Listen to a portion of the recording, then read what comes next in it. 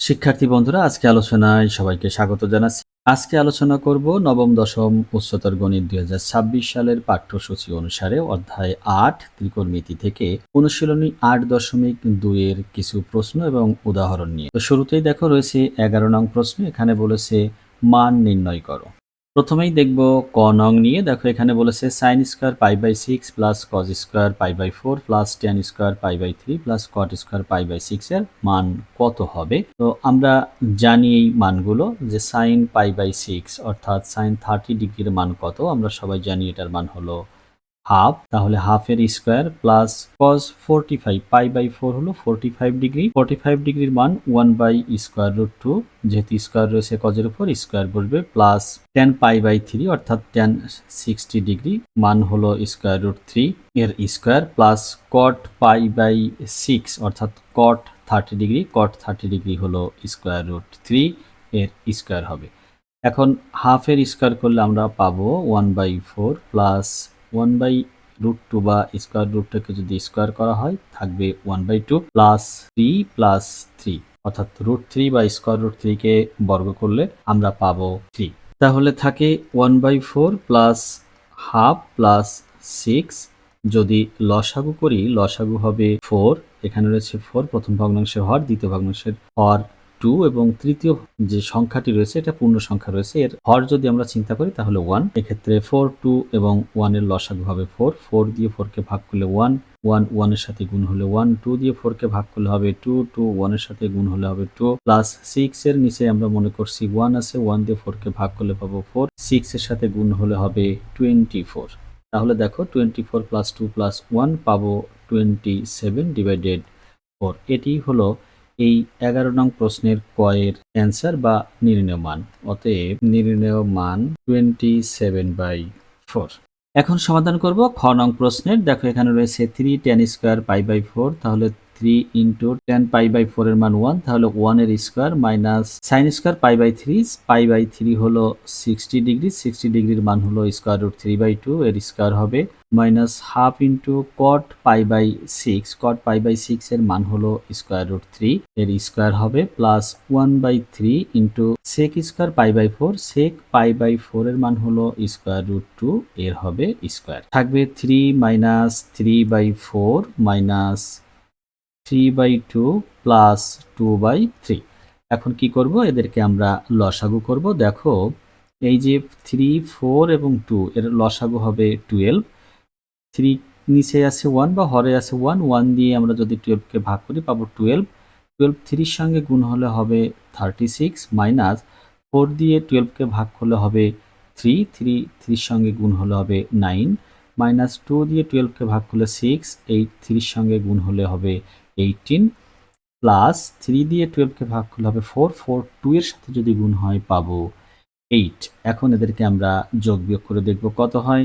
36 এবং 8 যোগ করলে পাবো 44, অর্থাৎ 44 মাইনাস 27, হরে থাকবে 12। এখন দেখো 44 থেকে যদি 27 আমরা বিয়োগ করি থাকবে 17, হরে থাকবে 12। এটি হলো খ নং প্রশ্নের উত্তর, অর্থাৎ খ নং এর যে রাশির মান নির্ণয় করতে বলেছে সেই নির্ণেয় মানটি হলো 17/12। নির্ণেয় মান 17/12। এবার সমাধান করব গ নং প্রশ্নের। গ নং এ যেমনটি রয়েছে tan স্কোয়ার π/4, tan π/4 এর মান হলো 1, 1 এর স্কোয়ার মাইনাস সাইন স্কোয়ার π/3 অর্থাৎ সাইন স্কোয়ার 60 ডিগ্রি, সাইন 60 ডিগ্রির মান হলো √3/2 এর স্কোয়ার, ইন্টু tan স্কোয়ার π/6 হলো tan 30 ডিগ্রি, tan 30 ডিগ্রির মান 1/√3 এর স্কোয়ার হবে, ইন্টু tan স্কোয়ার π/3, এক্ষেত্রে 60 ডিগ্রি, 60 ডিগ্রির মান হলো √3 স্কোয়ারে হবে এর, আর cos π/4 হলো 1/√2, তাহলে তার হবে স্কোয়ার। থাকে কি 1 মাইনাস 3/4 ইন্টু 1/3 ইন্টু 3 ইন্টু 1/2। তাহলে দেখো এখানে এই 3 3 থাকবে না, তাহলে 1 মাইনাস 3 থাকবে 8, লসাগু করলে হবে 8, পাবো 8 মাইনাস 3 অর্থাৎ 5/8। এটি হলো গ নং প্রশ্নের অ্যান্সার বা নির্ণেয় মান।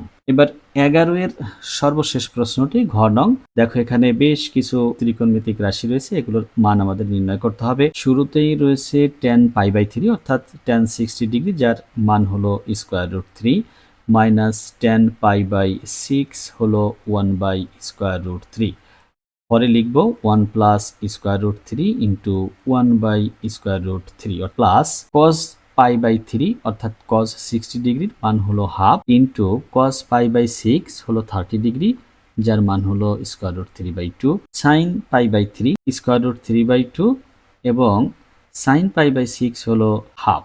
লবে লসাগু হবে √3, √3 নিচে একটা 1 আছে, 1 দিয়ে √3 কে ভাগ করলে পাবো √3, √3 সাথে √3 গুণ হয়ে হবে 3, মাইনাস থাকবে কত 1, হরে থাকবে 1 প্লাস 1, যেহেতু √3 ভাগ হয়ে যাবে।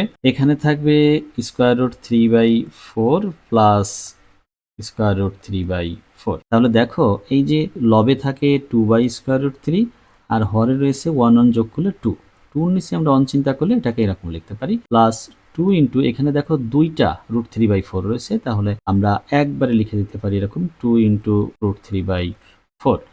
এখন খেয়াল করো 2 2 ভাগ হয়ে যাবে বা কাটাকাটি হবে, থাকবে 1/√3 প্লাস √3/2। এদের যদি লসাগু করা হয়, লসাগু করলে পাবো 2√3, তাহলে √3 দিয়ে 2√3 কে ভাগ করলে থাকবে 2, প্লাস 2 দিয়ে √3 কে ভাগ করলে থাকবে √3, √3 সাথে গুণ হয়ে হবে 3। এখানে থাকে কি দেখো, থাকে 5/2 ইন্টু √3। এটাকে কি করব, এটাকে লব হরকে √3 দ্বারা গুণ করব, তাহলে 2 ইন্টু √3 ইন্টু √3, ফলাফল হলো 5 ইন্টু √3। আর নিচে দেখো এই যে দুটো √3 গুণ করলে 3 পাওয়া যায় একটা, তার সাথে 2 গুণ হবে, থাকবে 6। এটি হলো ঘ নং প্রশ্নের যে মান নির্ণয় করতে বলেছে সেই নির্ণেয় মান। এবার আলোচনা করব অনুশীলনী 8.2 এর সর্বশেষ প্রশ্ন 12 নং নিয়ে। এখানে ত্রিকোণমিতিক রাশি দেওয়া আছে, রাশিটির মান নির্ণয় করতে হবে। দেখো আমরা বিভিন্ন কোণের ত্রিকোণমিতিক যে অনুপাত এর মানগুলো বসাবো। এখানে শুরুতেই রয়েছে 1 minus sin square π/6, sin square π/6 হলো 30 ডিগ্রি, এর মান হলো হাফ, তাহলে হাফ এর স্কয়ার। হরে থাকবে 1 প্লাস এই যে দেখো π/4, sin π/4 হলো 1/√2, তাহলে তার কি হবে স্কয়ার, ইন্টু cos স্কয়ার π/3 হলো হাফ এর স্কয়ার, প্লাস cos স্কয়ার π/6 হলো √3 এর হলো স্কয়ার। হরে থাকবে কি দেখো cosec স্কয়ার π/2, cosec π/2 হলো 90 ডিগ্রি, cosec 90 ডিগ্রির মান কত, এটা হবে 1 এর স্কয়ার মাইনাস cot π/2, cot π/2 যেহেতু এটা হবে 0, 0 স্কয়ার, ভাগ চিহ্ন রয়েছে এখানে। sin π/3 হলো √3/2 ইন্টু tan π/6 হলো 1/√3, প্লাস এখানে রয়েছে sec স্কয়ার π/6 অর্থাৎ sec 30 ডিগ্রি এর স্কয়ার মানের স্কয়ার করতে হবে, sec 30 ডিগ্রি হলো 2/√3 এর হবে স্কয়ার, মাইনাস tan স্কয়ার π/6 অর্থাৎ tan π/6 হলো 1/√3 এরও হবে স্কয়ার। এবার খেয়াল করো এখানে শুরুতেই 1 মাইনাস 1/4, পরে থাকবে 1 প্লাস হাফ ইন্টু হাফের স্কয়ার করলে 1/4 প্লাস 3/4, নিচে থাকবে অনলি 1, ভাগ চিহ্ন, এখানে √3 কাটাকাটি বা ভাগ হলো, থাকবে হাফ, প্লাস এই যে লাস্ট এখানে থাকবে 4/3 মাইনাস 1/3। এখন এখানে লবে লসাগু হবে 4, 4 লসাগু হলে থাকবে 4 মাইনাস 1, হরে লসাগু হবে 2, থাকবে 2 প্লাস 1, ইন্টু এখানে এই যে লবে রয়েছে যে রাশিটা তার লসাগু হবে 4, তাহলে 1 প্লাস 3, আর হরে টোটালি রয়েছে 1, ভাগ হাফ, প্লাস এই অংশটার আবার লসাগু হয় 3, তাহলে 4 মাইনাস 1। এখন দেখো থাকে লবে 3/4 আর হরে আছে 3/2, যেটাকে আমরা গুণ করে লিখতে পারবো 2/3, ইন্টু টোটাল এখানে 1 চলে আসবে, কেননা লবকে হর দ্বারা ভাগ করলে হরে রয়েছে 1 আসবে, লবে যা আছে তাই, কিন্তু লবে একটু খেয়াল করে দেখো 1 প্লাস 3 হলো 4, 4 কে 4 দ্বারা ভাগ করলে 1, অর্থাৎ টোটাল ফলাফল হলো এখানে 1। এই যে ভাগ রয়েছে হাফ, এটাকে আমরা গুণ লিখলে লিখবো 2/1, প্লাস এখানে থাকবে 3/3, দেখো 4 মাইনাস 1 হলো 3, 3 কে 3 দিয়ে ভাগ করলে থাকবে একটা 1, ফলাফলটি আসে এরকম। দেখো 3 3 কাটাকাটি, 2 2 কেটে যাবে 2 4, 2 2 কেটে যাবে, থাকবে 1, আর লাস্ট পদে রয়েছে একটা 1, এই 1 এবং 1 যোগ করলে পাবো 2। এটি হলো এই 12 নং প্রশ্নের সমাধান, যার সরল করতে বলেছিল, সরল ফল হলো 2। উদাহরণ 12 একটি গুরুত্বপূর্ণ প্রশ্ন। এখানে বলেছে cos a সমান 4/5 এবং sin b সমান হলো 12/13। বলেছে a এবং b উভয় সূক্ষ্মকোণ, অর্থাৎ এদের মান 0 থেকে বড়, 90 ডিগ্রি থেকে ছোট। তাহলে আমাদের যে রাশিটির মান নির্ণয় করতে বলেছে, দেখো এখানে রয়েছে tan b tan a, অর্থাৎ tan b বলতে আমরা বুঝবো এখানে sin b by cos b এবং tan a হলো sin a by cos a। তাহলে আমাদের দুটো ক্ষেত্রেই a কোণের জন্য যেমন sin এর মান বের করতে হবে, b কোণের জন্য cos এর মানটা বের করা প্রয়োজন। তাহলে দেখো এখানে কি কি রয়েছে আমাদের। cos a সমান দেওয়া আছে 4/5। এখান থেকে আমরা বের করব হলো sin a এর মান, কেননা tan এ যখন আছে তখন সেখানে sin এ থাকবে, আমরা এই জন্য sin এর মানটা নির্ণয় করব। তাহলে দেখো এটাকে যদি আমরা cos স্কয়ার a লিখি, অর্থাৎ উভয় পক্ষকে বর্গ করি, তাহলে এরকম একটা রাশি পাবো। এই cos স্কয়ারকে লিখতে পারবো 1 minus sin square a is equal 16/25 বা 1 minus 16/25 is equal sin square a। পক্ষান্তর করলাম, এখানে যদি লসাগু করি, লসাগু হবে 25, থাকবে 25 minus 16 is equal sin square a, বা থাকবে 9/25 is equal sin square a। অতএব আমরা এখান থেকে sin a সমান দেখো লিখতে পারবো 3/5। এখানে কি করেছি, বর্গমূল করেছি। দেখো বর্গমূল করার ফলে যে রাশিটি পেয়েছি এটা প্লাস মানই রেখে দিয়েছি, কেননা যেহেতু বলে দিয়েছে প্রশ্নে a ও b উভয় সূক্ষ্মকোণ, সূক্ষ্মকোণের ক্ষেত্রে কোনো নেগেটিভ মান আমরা পাই না বা নেগেটিভ মান আসে না। আবার দেখো দেওয়া আছে sin b সমান হলো 12/13। এখান থেকে আমরা বের করব cos b এর মান। কেন? কারণ tan b যেখানে আছে, tan b এর জন্য আমরা sin b by cos b লিখতে পারবো, তাহলে tan এর মানটা পেয়ে যাবো। এই জন্য বের করব cos b এর মান। তাহলে উভয় পক্ষকে বর্গ করব, sin স্কয়ার b 144 ডিভাইডেড 169, এটা কি করেছি, বর্গ করে। sin স্কয়ার b সমান লিখতে পারবো 1 minus cos square b is equal 144 divided 169। দেখো 1 minus 144 divided 169 is equal cos square b। পক্ষান্তর করেছি, এবার করব লসাগু। 169 বা 169 হবে লসাগু, হবে 169 minus 144 is equal cos square b। তাহলে দেখো cos স্কয়ার b সমান আমরা পাবো 25/169। যদি বর্গমূল করি তাহলে cos b সমান পাবো 5/13। এখানেও কোনো ঋণাত্মক চিহ্ন আসবে না, কেননা b সূক্ষ্মকোণ। অতএব আমরা tan এর মানটা বের করে নিই। দেখো tan a সমান আমরা পাবো sin a by cos a, যেখানে sin a হলো 3/5 এবং cos a হলো 4/5। তাহলে এর ফলাফলটি আসবে এরকম 3/5 ইন্টু 5/4, যার আউটপুটটা হলো 3/4। এবং tan b সমান আমরা পাবো sin b by cos b, যেখানে sin b এর মান হলো 12/13 এবং cos b এর মান হলো 5/13।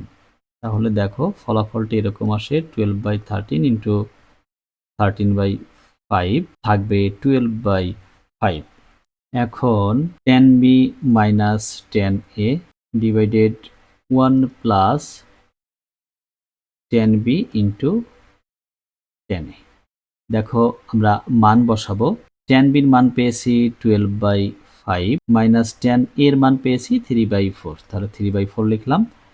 1 প্লাস 12/5 ইন্টু 3/4, তাহলে লবে হবে লসাগু, লসাগু হবে 20। 5 দিয়ে 20 কে ভাগ করলে পাবো 4, 4 12 এর সঙ্গে গুণ হলে হবে 48, মাইনাস 4 দিয়ে 20 কে ভাগ করলে থাকবে 5, 5 3 এর সঙ্গে গুণ হলে হবে 15, আর হরে থাকবে 9/1 প্লাস 9/5, অর্থাৎ এখানে এই যে 4 দ্বারা 12 কে ভাগ করলে থাকে 3, 3 সঙ্গে 3 গুণ হলে 9 হয়, 9/5 থাকে। এখন একটু খেয়াল করো, আমাদের লবে থাকবে 33/20 আর হরে হবে লসাগু, লসাগু হবে 5, তাহলে হবে 5 প্লাস 9, থাকবে 33/20 ইন্টু 5/14। এখন এদেরকে যদি আমরা কাটাকাটি বলি বা ভাগ বলি, এটা করলে থাকবে কি 4 আর 20 কাটাকাটি হলে থাকবে 4, টোটাল রেজাল্ট হবে 33 ডিভাইডেড 56, এটি হলো এই 12 নং উদাহরণের নির্ণেয় মান। এখন আলোচনা করব উদাহরণ 14 নিয়ে। অনেক গুরুত্বপূর্ণ একটি প্রশ্ন। দেখো প্রশ্নটিতে বলেছে 7 sin square theta plus 3 cos square theta is equal 4 হলে প্রমাণ করো tan theta is equal plus minus 1 by square root 3। তাহলে আমাদের যে রাশিটি দেওয়া আছে প্রদত্ত 7 sin square theta plus 3 cos square theta is equal 4। এখান থেকে দেখো আমরা সাইন স্কয়ারকে cos স্কয়ারে নিতে পারি অথবা cos স্কয়ারকে সাইন স্কয়ারে রূপান্তরিত করতে পারি। তাহলে আমি কি লিখব? সাইন স্কয়ারকে লিখব 1 minus cos square theta plus 3 cos square theta is equal 4। এখন যদি 7 দ্বারা এটাকে গুণ করি পাবো 7 minus 7 cos square theta plus 3 cos square theta is equal 4। এখানে একটু খেয়াল করো -7 cos square theta plus 3 cos square theta, এটাকে আমরা যোগ করলে পাবো -4 cos square theta is equal লিখতে পারবো 4 7, পক্ষান্তর করেছি তাহলে cos স্কয়ার থিটা সমান আমরা পাবো -3/-4, অর্থাৎ এই যে 4 থেকে 7 মাইনাস করলে থাকবে -3, আর বাম পাশে 4 -4 গুণ অবস্থায় ছিল, এটাকে ডান পাশে নিয়ে -3 কে ভাগ করলাম, তাহলে রেজাল্টটি হলো cos square theta is equal 3/4। এখন দেখো এই cos স্কয়ার থিটাকে আমরা এরকম লিখতে পারি 1/sec স্কয়ার থিটা, কারণ cos থিটা সমান আমরা জানি 1/sec থিটা, যেহেতু স্কয়ার রয়েছে তাই স্কয়ার করেছি, ডান পাশে থাকবে 3/4। এখন যদি আমি এটাকে sec স্কয়ার থিটা লিখি তাহলে পাবো 4/3, এটা ব্যস্তকরণ করেছি, বা sec স্কয়ার থিটা সমান আমরা আবার এটা লিখতে পারি 1 প্লাস tan স্কয়ার থিটা। ডান পাশে আমাদের যেমনটা ছিল 4/3 তেমনই থাকবে, বা tan square theta is equal পাবো 4/3 মাইনাস 1, পক্ষান্তর করেছি tan square theta is equal লসাগু হবে 3, 3 দিয়ে 3 কে ভাগ করলে 1, 4 এর সাথে গুণ করলে হবে 4, মাইনাস 1 দিয়ে 3 কে ভাগ করলে থাকবে 3, 3 1 এর সাথে গুণ হলে হবে 3, বা tan square theta is equal 1/3। এখন যদি আমি বর্গমূল করি তাহলে দেখো কি পাওয়া যাবে, পাওয়া যাবে প্লাস মাইনাস স্কয়ার রুট 1/3, এটা সমান লিখতে পারবো plus minus 1 divided square root 3। অতএব এই যে tan থিটা যার মান আমাদের দেখাতে বলছে plus minus 1 by square root 3, তাহলে আমরা পেয়ে গেছি tan theta is equal plus minus 1 by square root 3। এটাই হলো প্রমাণিত বা প্রুভড। উদাহরণ 15, এটাতে বলেছে 15 cos square theta plus 2 sin theta is equal 7, এবং থিটার পরিচয় দিয়েছে থিটা হলো -π/2 থেকে বড় এবং π/2 থেকে ছোট, তাহলে cot থিটার মান নির্ণয় করতে হবে। দেখো এক্ষেত্রে আমরা যদি চতুর্ভাগের হিসাবে দেখি যে এখানে -π/2 কোথায় এবং +π/2 কোথায়, তাহলে বিষয়টি আরো একটু ধারণা ভালো হবে। এটা হলো x অক্ষ, এটা y অক্ষ। এই যে y অক্ষের যে ধনাত্মক দিক এটা হলো π/2, আর এই যে ঋণাত্মক দিক এটা হলো -π/2। তাহলে বলেছে -π/2 থেকে বড়, -π/2 থেকে বড় হতে হলে -π/2 থেকে ঘড়ির কাঁটার বিপরীত দিকে ঘুরতে হবে, এবং বলেছে +π/2 থেকে ছোট, +π/2 থেকে ছোট হলে তখন কি হবে, তখন সেটা এই যে π/2 যেখানে অর্থাৎ y অক্ষের যে ধনাত্মক দিক এদিক থেকে কোন দিকে আসতে হবে, ডান দিকে আসতে হবে, ডান দিকে ঘুরলেই এটা π/2 থেকে ছোট মান পাওয়া যায়। তাহলে এই থিটা কোণের অবস্থানটা হলো প্রথম এবং চতুর্থ চতুর্ভাগে। দেখো দেওয়া আছে 15 cos square theta plus 2 sin theta is equal 7। এখান থেকে আমরা 15 এই যে cos স্কয়ার রয়েছে, cos স্কয়ারটাকে আমরা কি করব, sin স্কয়ারে রূপান্তর করব, এটা লেখা যায় 1 minus sin square theta plus 2 sin theta. কেন আমরা cos স্কয়ারকে পরিবর্তন করে sin স্কয়ারে আসলাম নিশ্চয়ই বুঝতে পেরেছো, যেহেতু sin থিটা রয়েছে আমাদের 2 sin থিটা, এখানে এই সাইনটাকে আমরা ইচ্ছা করলেই পরিবর্তন করে cos এ যেতে পারবো না, এই জন্য কি করেছি cos স্কয়ারটাকেই পরিবর্তন করে sin স্কয়ারে নিয়ে এসেছি, -7 ইজ ইকুয়াল 0। তাহলে 15 দ্বারা যদি গুণ করি তাহলে কি হবে, 15 minus 15 sin square theta plus 2 sin theta minus 7 is equal 0। এখন যদি -1 দ্বারা গুণ করি তাহলে আমরা এরকম লিখতে পারবো 15 sin square theta minus 2 sin theta, আর এই যে 15 থেকে 7 মাইনাস করলে থাকে 8 প্লাস 8, কিন্তু ওই যে মাইনাস 1 দ্বারা গুণ করছি এই জন্য একবারে লিখে দিলাম -8। এটা কি করেছি -1 দ্বারা গুণ করে। এখন দেখো এটাকে আমরা উৎপাদকে বিশ্লেষণ করব। 15 আর 8 গুণ করলে হবে 120।